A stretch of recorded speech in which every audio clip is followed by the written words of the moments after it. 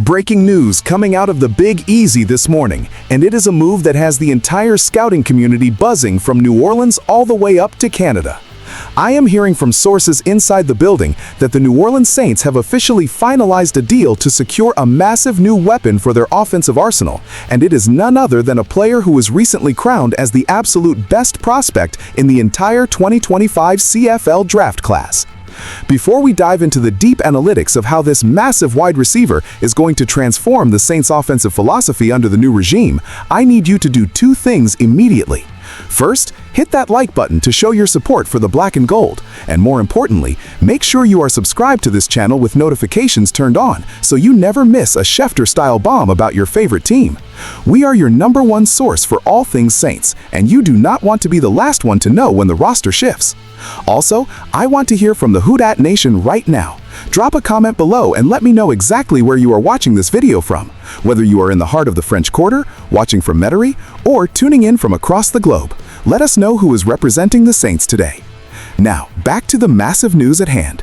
The New Orleans Saints have officially signed wide receiver Damian Alford, the standout talent who was just selected as the #1 overall pick in the 2025 CFL draft by the Ottawa Redblacks.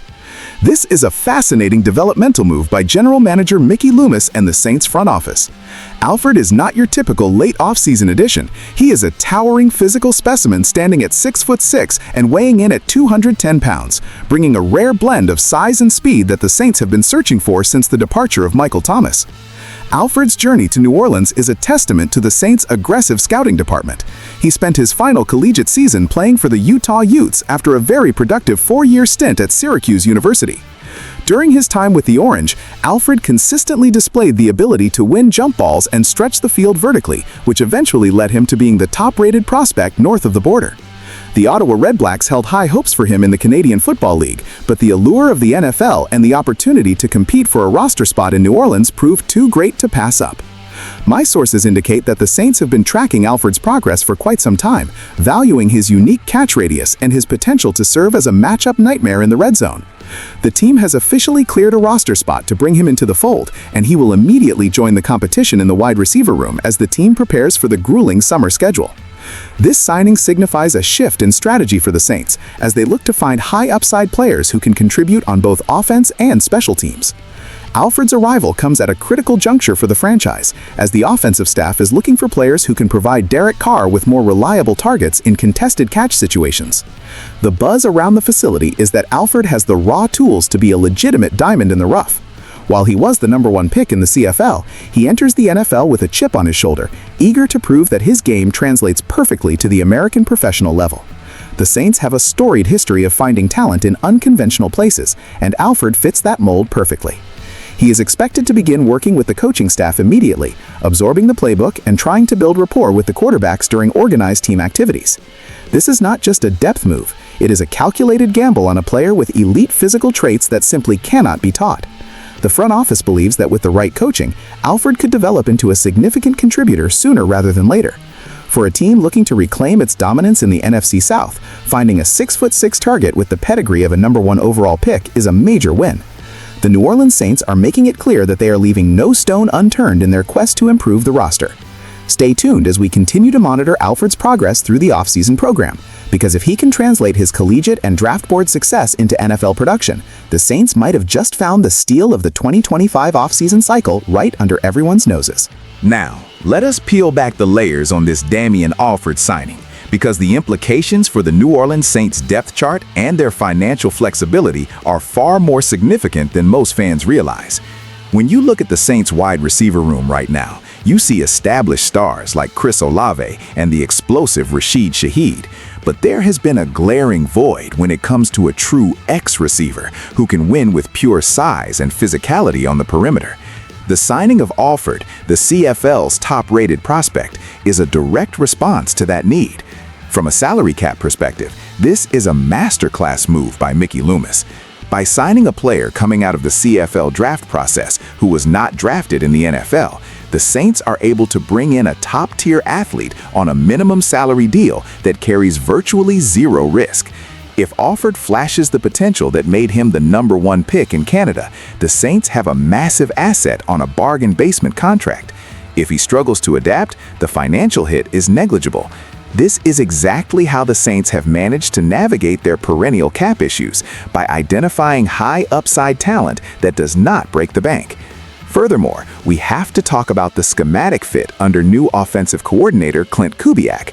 Kubiak's system, which draws heavily from the Shanahan tree, relies on receivers who are not only great route runners, but are also willing and capable blockers in the run game. At 6'6" and 210 pounds, Alford has beframed to be a devastating blocker on the edge, helping to spring Alvin Kamara and the rest of the Saints' backfield for big gains. But beyond the blocking, imagine the red zone packages the Saints can now deploy. With Alford's massive wingspan, Derek Carr can throw the ball into areas where only his receiver can get it, effectively neutralizing smaller cornerbacks in the NFC South. The competition for those final receiver spots just got a whole lot more interesting. Alford will be battling it out with players like A.T. Perry and Bub Means, creating a high-stakes environment where only the most productive players will survive the final roster cuts. My sources tell me that the Saints coaching staff is particularly intrigued by Alford's special teams potential.